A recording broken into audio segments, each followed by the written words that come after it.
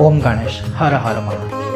આ વર્ષની શરૂઆતમાં સૌથી પહેલી એવી ચતુર્થી આવી રહી છે કે જે તમને આખા વર્ષની ચતુર્થીનું ફળ મળે, અને ઘણી જગ્યાએ તો એવા પ્રમાણે છે કે આખા વર્ષની નહીં, કેટલા વર્ષો સુધી ચોથ કરવાથી જે ફળ પ્રાપ્ત થાય એ અંગારકી ચોથ કરવાથી જ, વ્રત કરવાથી ફળ પ્રાપ્ત થઈ જતું હોય છે।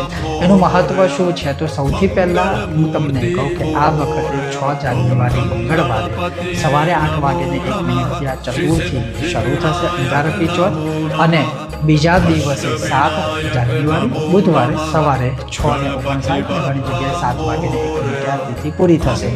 રાત્રિકાળમાં ચંદ્ર ઉદયનો સમય છે એ 9 વાગ્યે 21 મિનિટે રહેશે। હવે આનું મહત્વ શું છે?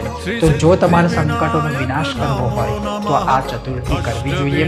12 મહિનાની બધી ચોથ કરવાથી જે ફળ પ્રાપ્ત થાય એ ફળ ખાલી આ એક ચોથ એકલી કરવાથી થાય છે।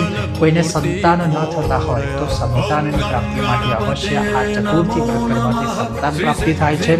કોઈને સંકષ્ટ વિનાશ કરવો હોય તો એ સંકટોનો વિનાશ થાય છે। કોઈ બાધા બંધનોથી પીડિત હોય અને એમાંથી મુક્ત થવું હોય તો એના માટે આ ચોથ બહુ મહત્વની છે। કોઈની જન્મ કુંડલીમાં મંગળને સાથે અથવા મંગળ દોષ કે મંગળની સાથે કોઈ અરિષ્ટ યુતિઓ બનતી હોય તો એના માટે આ રામબાણ ઉપાય છે। એના સિવાય તો અગણિત આના લાભ છે। એટલે કહેવાનો અર્થ છે કે જે કોઈ પણ મનુષ્ય અંગારકી ચોથ કરે છે તો એને સર્વ પ્રકારના લાભ થાય અને ગણપતિ દાદાની કૃપા પ્રાપ્ત થતી હોય છે। ઓમ ગણેશ હર હર મહાદેવ।